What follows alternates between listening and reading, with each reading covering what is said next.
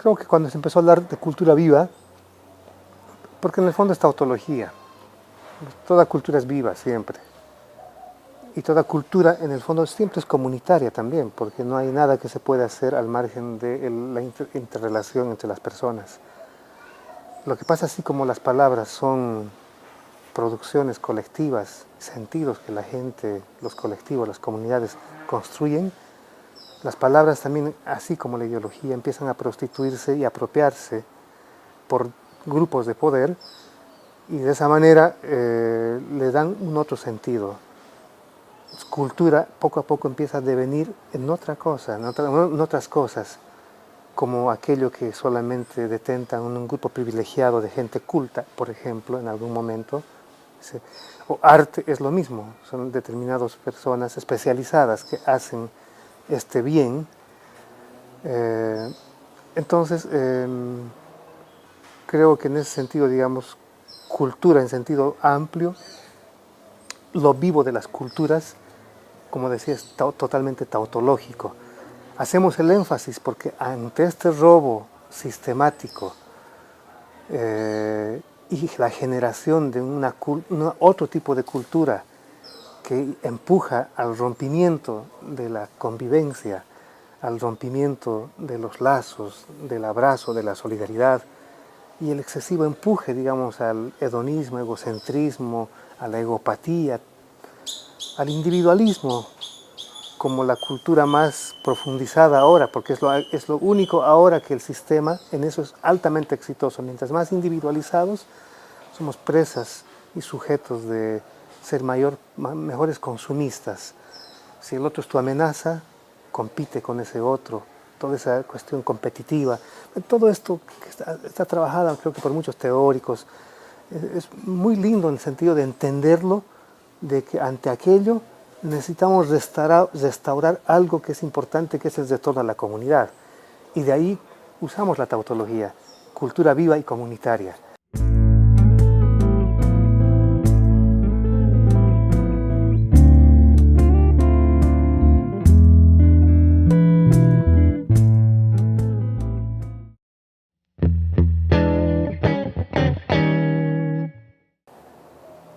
Sin que se llame así, por supuesto, nació ancestralmente. Decía que las caravanas atraviesan la humanidad, los flujos migratorios atraviesan todos los continentes, toda la humanidad. La cultura es migración, flujo, encuentro con los otros.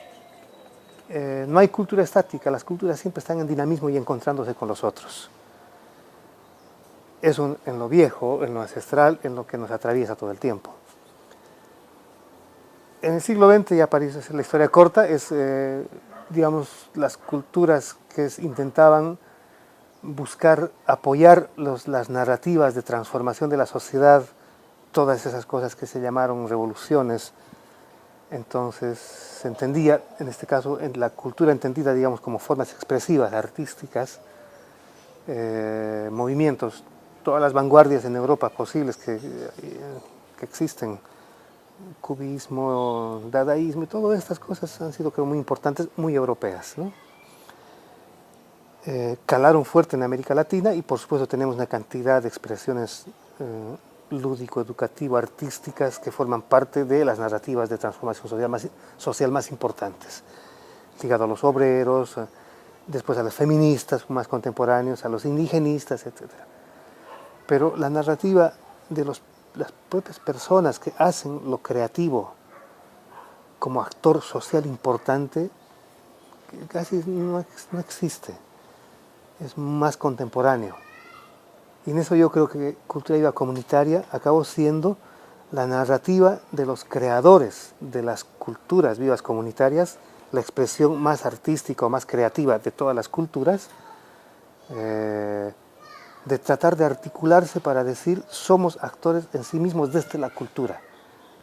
Intentar buscar una explicación de que la resistencia ante cualquier dominio, ante cualquier situación histórica que hemos vivido de dominación, de despojo, de colonización, el reducto en la cual perdimos fueron casi todas. pero el último reducto siempre ha sido en realidad el aspecto de resistencia más importante, que ha sido lo cultural. Nos avasallaron y nos aplazaron militarmente, pero la cultura ha sido el reducto donde la protesta a través de la fiesta o la protesta a través de los cuerpos, de la danza, eso no ha podido morir, porque a través de la farsa, el juego, la sátira, los bailes, se logró de una manera maravillosa burlarse del poder, seguir existiendo, porque ahí no podían entrar los códigos del Estado ni de los dominadores. Se acabó siendo un reducto muy independiente porque poco lo entendían y era el reducto de la amplia libertad y sigue siendo la más amplia libertad en este ámbito de la cultura más creativa.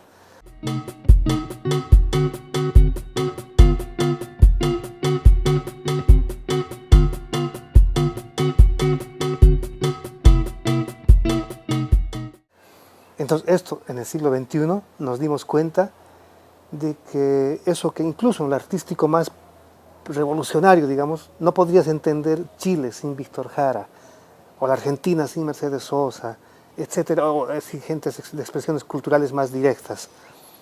Entonces ahí nos dimos cuenta que incluso ellos fueron accesorio estético de las narrativas de turno, aunque muy lindas. Pero en el siglo XXI nos damos cuenta de que los creadores pueden generar su propia narrativa con la cual dialogar y desde el centro de lo que es la cultura, articular más bien el conjunto de las prácticas otras que no son independientes, son también prolongación de la cultura. La economía es cultura, la política es cultura, etcétera, etcétera. Entonces, con la cultura como transversal, articular una narrativa como modo de vida, y eso es lo que es cultura viva comunitaria. Así nació, yo creo que ya en el siglo XXI, digamos, varias experiencias, ya varias redes, digamos, que trabajan arte, transformación social, teatro comunitario, varias experiencias. Y en el 2010 decidimos ponerle un nombre, confluimos varias redes y dijimos, esto se va a llamar Plataforma Puente por la Cultura Viva Comunitaria. Porque el Brasil había desarrollado una política pública muy interesante, que es esas expresiones territoriales, en los barrios, en los pueblos, lograron a través de un programa de puntos de cultura, política pública con fondos concretos que están destinados a que esos grupos tengan acceso a esos fondos estatales. Entonces ahí viene el otro componente muy lindo.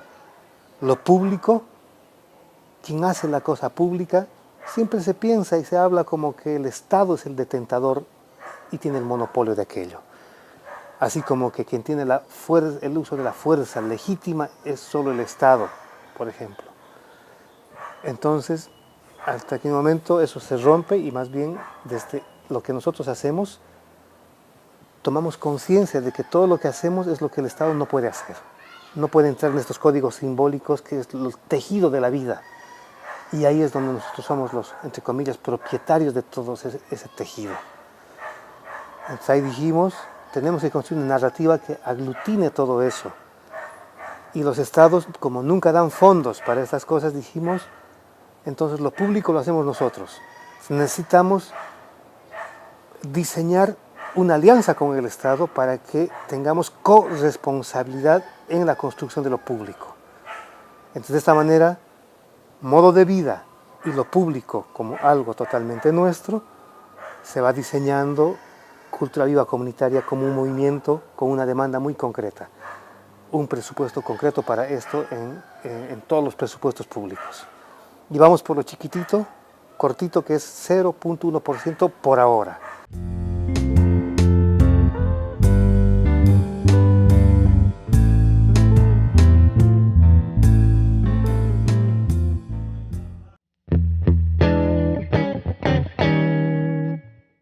Se lanzó la idea de visibilizar la cultura viva comunitaria en todo el continente, para negociar con gobiernos, estados e instancias supranacionales, o sea, que nos vea, que sepan que existimos. Entonces se lanzó una campaña continental por puntos de cultura, con el 0.1% y todo esto. Pero tiene repercusión en cada país, y como estamos hablando siempre es mi versión personal.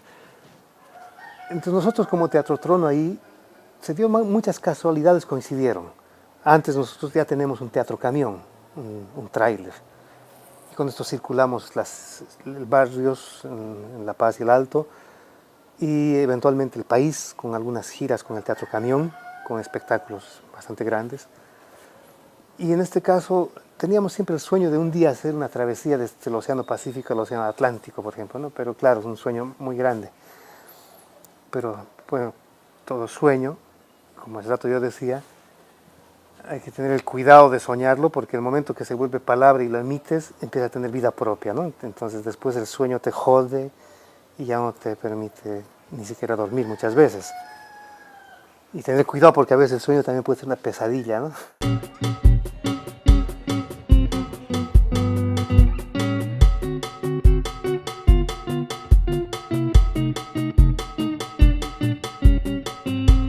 Coincidió con que un alemán amigo, Peter Strack, nos dice: creo que puedo conseguir un pequeño fondito para hacer una caravana. Como soñaba siempre Iván, soñaban ustedes de atravesar, pero no creo que podamos desde el Océano Pacífico. Así salió, Caravana por la Vida, de Copacabana a Copacabana, del lago Titicaca hasta las playas cariocas de Río de Janeiro. Se armó una obra que se llamaba Hasta la Última Gota, porque íbamos a ir a la cumbre climática Río +20, a denunciar la venta del planeta con economía verde. Nos dijimos, es una linda oportunidad, y planteamos al continente, les dijimos, esto podemos hacer, no tenemos muchos fondos, pero creo que podríamos lograr.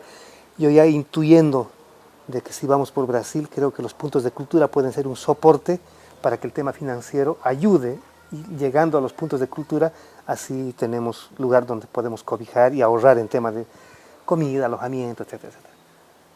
Y así fue, acogido muy bien, y a todos les encantó, y los puntos de cultura dijeron, pasen por Brasil y los vamos a acoger de buena manera por acá. Así salió todo. Llevamos la obra, e incluso llevamos a Celio y a Jorge Blandón y algunos allá, demostrando una imagen muy linda ahí que hace tiempo la habíamos explicitado en un libro y que les encantó, y que hasta ahora Celio lo usa en muchas de sus explicaciones.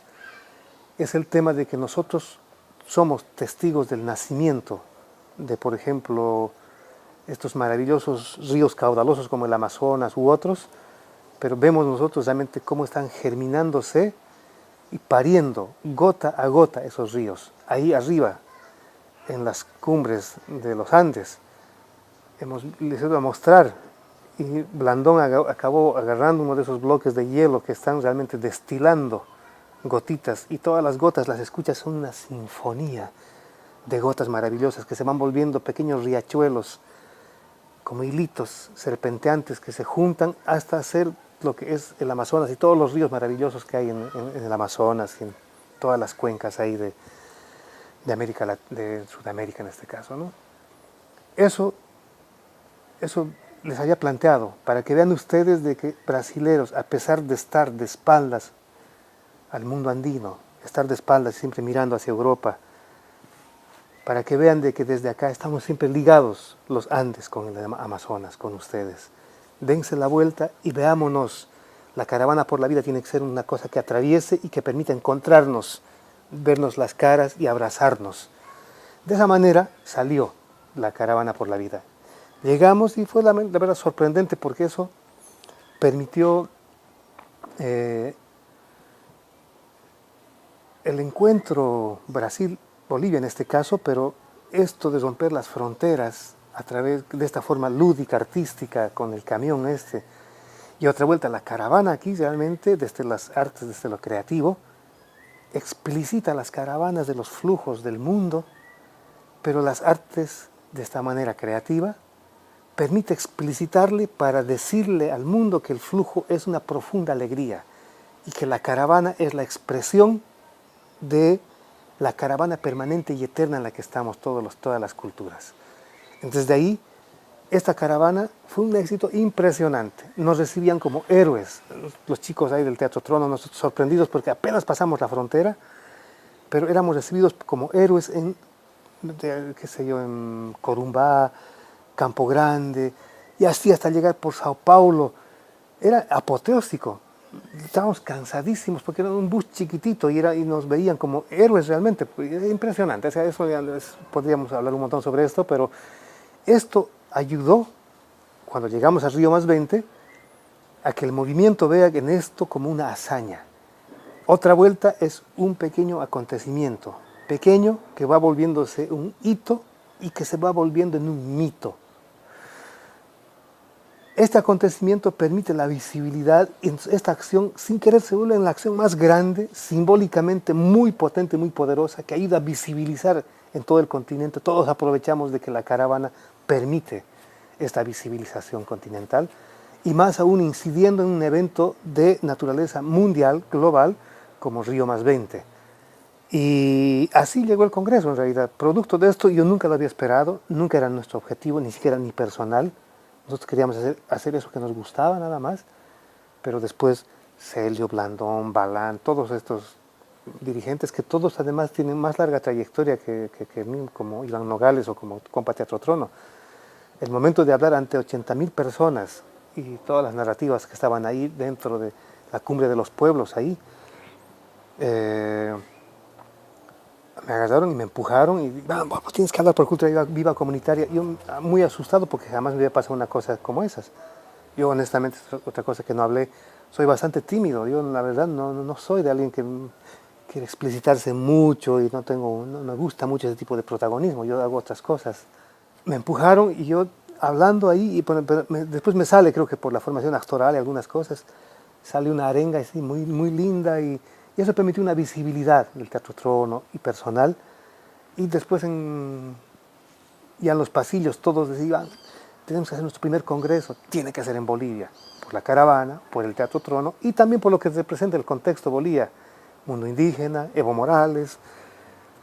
Así fue que el primer congreso se tuvo que realizar en Bolivia. Yo no quería, por supuesto, porque solo lograr esa caravana con 25 personas fue heroico. Conseguir $100, $200, es una locura. Eso podría contar igual horas al respecto. Y por lo menos, cuando me decían, ¿cuántos van a llegar?, preguntaba. No, máximo seremos unos 200, quizás 300, el extremo. Y no, váyanse a la mierda, yo no quiero saber nada de eso porque 25, ¿de dónde voy a conseguir cosas para 300? Además, ustedes han desarrollado la narrativa, tienen más fondos, es un país, quinta economía del mundo, no sé qué, en Brasil, tienen que hacer ustedes acá, no me jodan. Pero bueno, negociaciones van y vienen y al final tuve que aceptar con la condición de que ellos traían los fondos. Así fue que se tuvo que realizar el primer congreso en Bolivia, en 2013. 2012 la Caravana por la Vida, 2013 el primer congreso latinoamericano de cultura viva comunitaria en La Paz.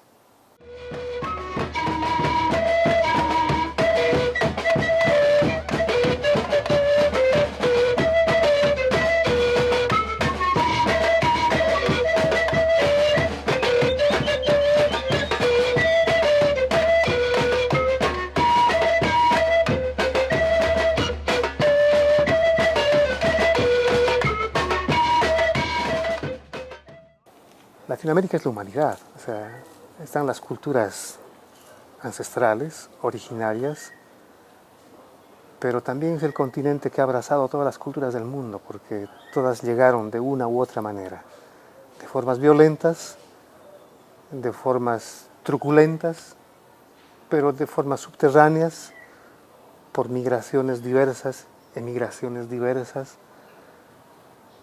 O sea, es el reflejo de que en realidad estamos en caravana permanente. Ese concepto de la caravana a mí me encanta, porque como Teatro Trono hace tiempo, eso después lo puedo contar también, hemos desarrollado este tema de la caravana como algo que te permite encontrar a los otros. Entonces, esa síntesis de la humanidad que representa, digamos, todas las humanidades están dentro de Latinoamérica, es maravilloso encontrar eso, ¿no? Es para mí la reserva, que llaman reserva moral, entonces está concentrada también muy fuertemente en bolsones de dignidad que son las poblaciones originarias, desde los mapuches, el mundo amazónico, muy fuertemente de donde provengo, el mundo andino, fuertes culturas, la cultura afro, tan potente en muchas partes de América Latina, y todo lo que es el norte, Centroamérica, con mayas, los náhuatl y todo esto, y las norteamericanas, en solo lo aborigen, en todo lo originario, hay una reserva moral para la humanidad muy importante. Entonces es una de las reservas comunitarias muy importantes que tienen que dialogar con el mundo. De todos nós, ela é de todos nós. Canta essa canção. Viva a cultura, viva! Viva a América Latina!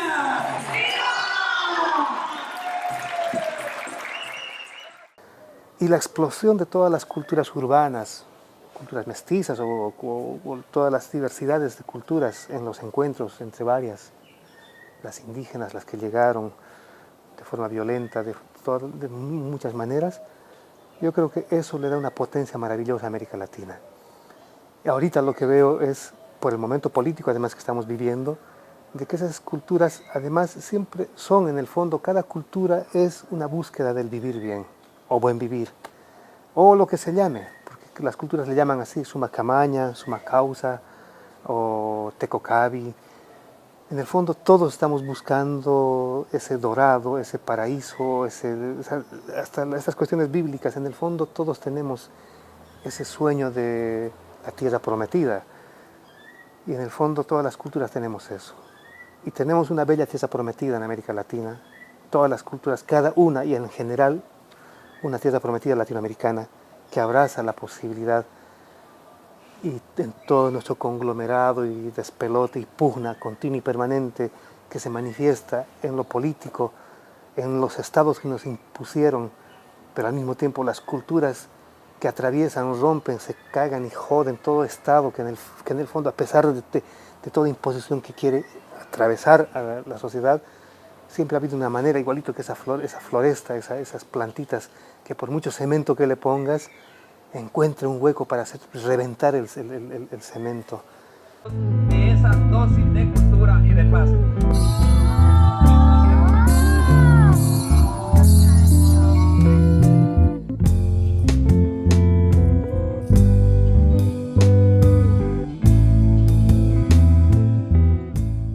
Somos eso. En el fondo no es casual de que el Amazonas, con la mayor cantidad y variedad de ecosistemas, aire, agua, tierra y soles diversos que tenemos ahí de miles de maneras, no es casual que esté en América Latina, porque en el fondo nosotros somos el reflejo y la prolongación de ese Amazonas, somos la prolongación de esos cordones que nos abrazan, que son como madres con tetas blancas y maravillosas, que son la cordillera toda la cordillera que atraviesa todo el continente. De alguna manera estamos y somos la prolongación de esa bella naturaleza y por lo tanto esa diversidad que todo el tiempo nos está atravesando. Eso es América Latina y estamos en un momento creo que maravilloso, otra vuelta, refloreciendo a través de la cultura viva comunitaria.